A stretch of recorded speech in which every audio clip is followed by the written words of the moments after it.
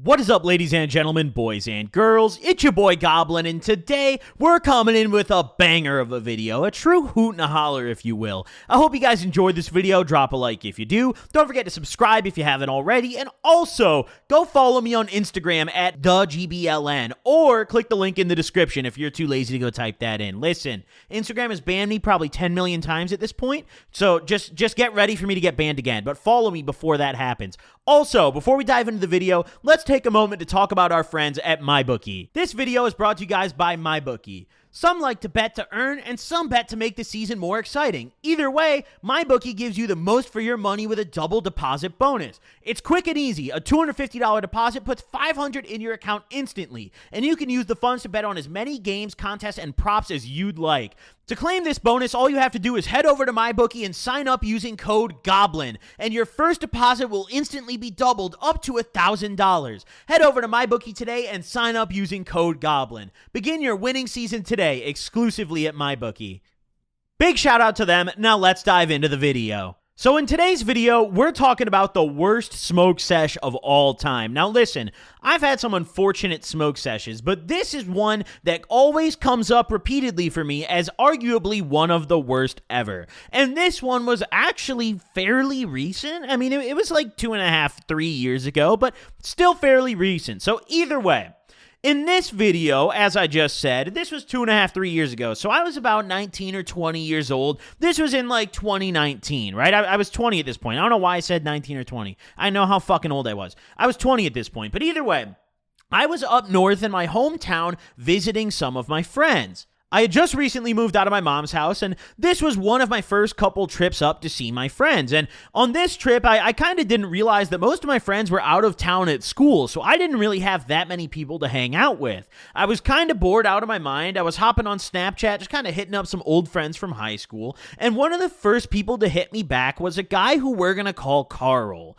Now, I'll admit that at this point, I hadn't hung out with Carl in years. I mean, it had probably been a solid 2 to 3 years. In fact, I don't think I'd even kicked it with this guy since I went to rehab, and that was all the way back in 2016. So I really had not seen this guy in a while, but I hit him up, and he was one of the first people to respond. So obviously, I was down to kick it. Most of my friends that I had hit up that responded to me later either said they were out of town or they were busy, whatever. Dickheads, doesn't matter. But Carl responded, and he was like, yeah, dude, come through. Now, Carl's living situation was a bit peculiar. He lived about 45 minutes from the town I was in at this point because he had moved out of our hometown in order to get his own place. Him and another guy who I also went to high school with, they went halves on a mobile home, and they got it in some bumfuck nowhere town where, honest to God, I don't even think there's a smoke shop in that town. It's pretty much a gas station, a McDonald's, maybe one other fast food place, and then a bunch of houses and a trailer park.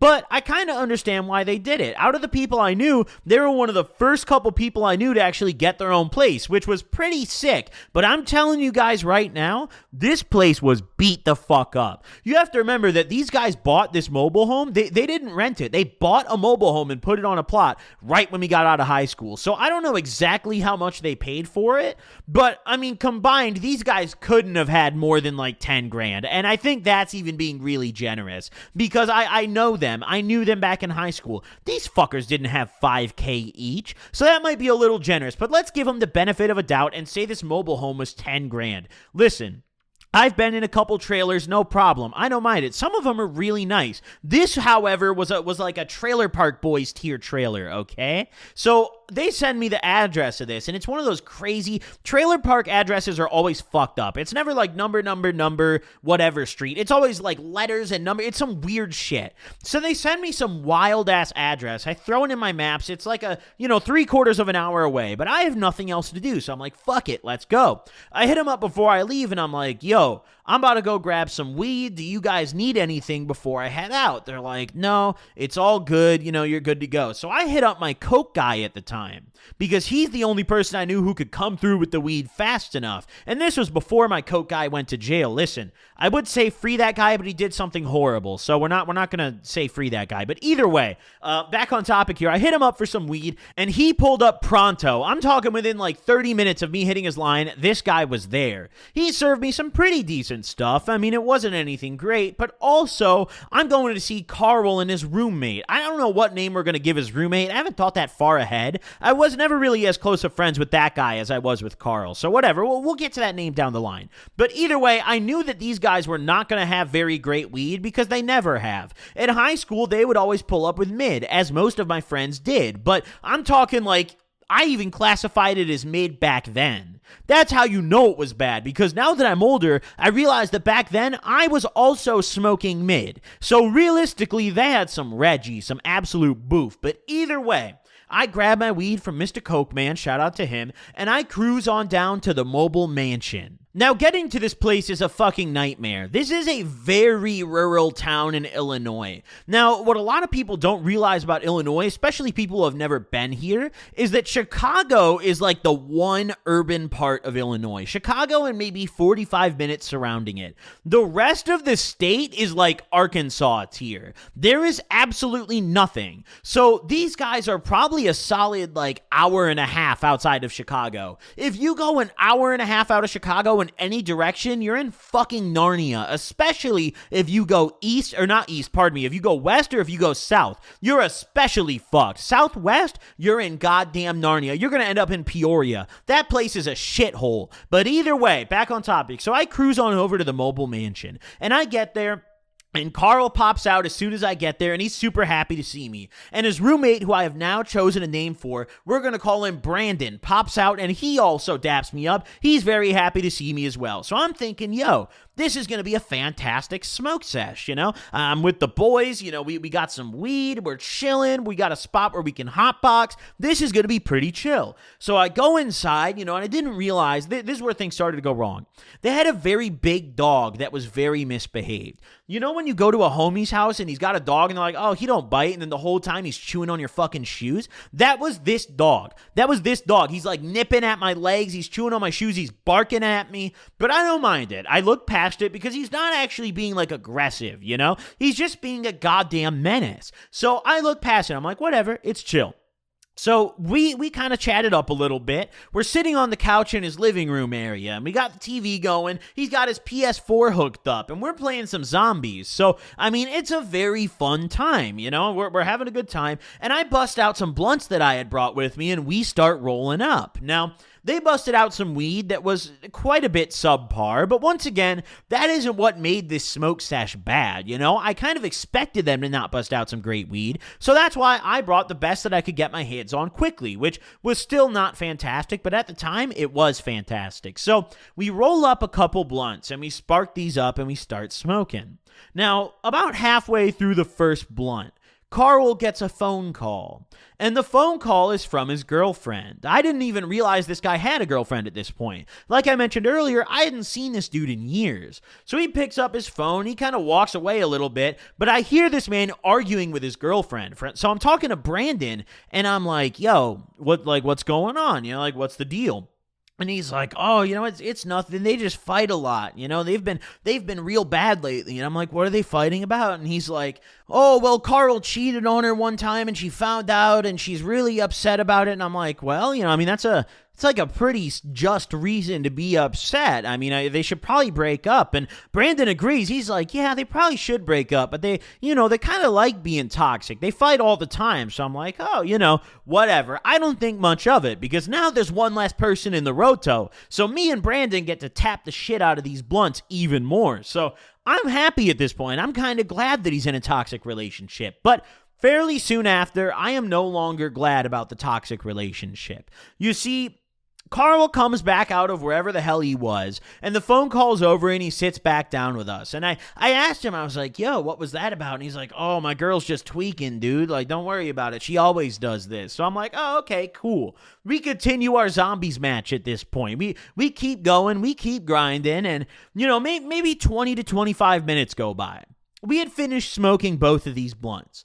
And all of the sudden, pretty much out of nowhere, the door to the mobile mansion flies open, and in comes, who at this point I didn't realize, but I soon found out pretty much immediately when she started screaming, that this was indeed Carl's girlfriend, who, by the sounds of the phone call, was probably the absolute last person I wanted at this smoke sesh. I mean, realistically, I probably would have had Hitler at this sesh. It could have been more chill, but either way, she comes in and she just immediately starts screaming.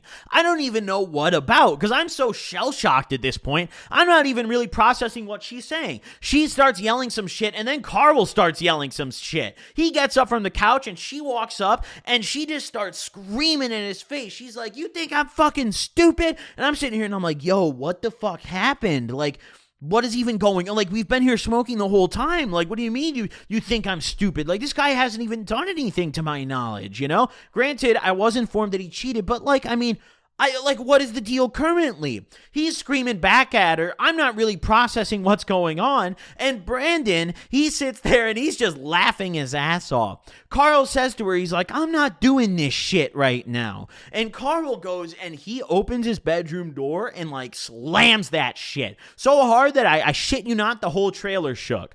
So Brandon gets up and he goes after him. I guess he's trying to calm him down or something. This all happened within the span of maybe 60 seconds. I'm sitting here still absolutely fucking shell-shocked.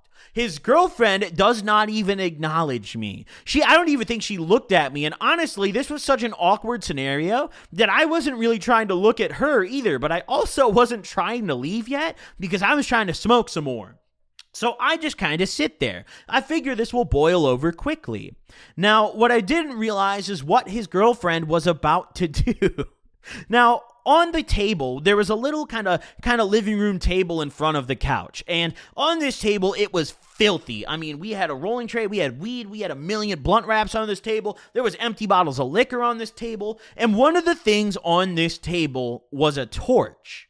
Now, his girlfriend grabs the torch. I wasn't really looking in her direction at this point. It's kind of like, you know, when your dog did something bad and you're like scalding him and he won't look at you. That's how I was feeling. I'm looking over at the wall, dude, not even towards the TV. I'm sitting on the couch and I'm just looking to my right, trying anything to not look at his girlfriend, because I was like, yo, this bitch is crazy, dude. She might do something to me. Like, I kind of just want to like not be a part of this, but also I didn't want to fucking leave because this was kind of hilarious. So I'm sitting there and I'm just kind of looking off, you know, kind of trying to zone out a little bit and ignore this angry woman in front of me. She takes the torch and puts it to his PlayStation. Now, at this point, I realize that I have to act, because I hear Brandon and I hear Carl in the other room, and it seems like they're arguing at this point. So they're not coming out anytime soon. I look over because I hear the torch going, and she's literally got the torch to his fucking USB ports on the PlayStation. So I get up and I'm like, yo, what are you doing? Like, what the fuck? And I grab the torch out of her hand, and she's like, she's like, who the fuck are you? And I'm like, yo, this is exactly why I didn't want to get involved in this scenario. So at this point, I just call Carl back out. I'm like, yo, Carl, like, come here, dude. And she comes running out of the room. He comes booking it out of the room. He's like, what? And I'm like, dude, she just tried to light your fucking PlayStation on fire. I can't even finish it, dude. I don't know how I said it with a straight face at the time. I'm sitting there and looking back on it like, what the fuck even happened on this day? But at the same time, in the moment, I didn't even think twice. I was just like, yo, she tried to light your PlayStation on fire. And he's like, what? He's like, what? I handed the torch. He takes the torch. And then he starts screaming at her. He's like, what the fuck is going on? And they start screaming at each other again. She starts picking shit up and throwing it at him. She took some, I don't even know what the fuck it was. She took something off the TV stand and whipped it at him. And at that point, I was like, okay, maybe it's time for me to go the fuck home. So that's exactly what I did. I didn't even say goodbye. I just walked out the fucking door. I went to my car and I dipped, and I sent Carl a Snapchat after, and I was like, yo, man, I hope, let me know if you're okay, you know, like hit me up when that's over with. And I didn't hear from him for the rest of the day. I didn't hear from him until the next day. I drove home kind of stoned, you know, very concerned. The next day he hits me back and he's like, oh yeah, man, sorry about that, dude. She just tweaks sometimes. And I'm like, bro, what do you mean? Like she tried to light your fucking PlayStation up. And he was like, dude, she melted the USB port. So he sends me this Snapchat picture, and his fucking USB port on the front of his PlayStation is absolutely incinerated. I'm talking that shit's not even silver anymore. Absolutely fucking cooked. One of the funniest Snapchats I've ever received in my life. But also, I kind of felt bad for the guy. So I hit him back, and I was like, yo, dude, I don't know what your situation is, but you should really block her and never speak to her again. And he's like, oh, yeah, I know. And that was one of the last times I spoke to Carl. I really hope he followed that advice, but I guess we'll never fucking know. Either way, hope you guys enjoyed this video. Drop a like if you did. Thank you guys for tuning in, and I'll see you guys in the next one. Peace out, gamers.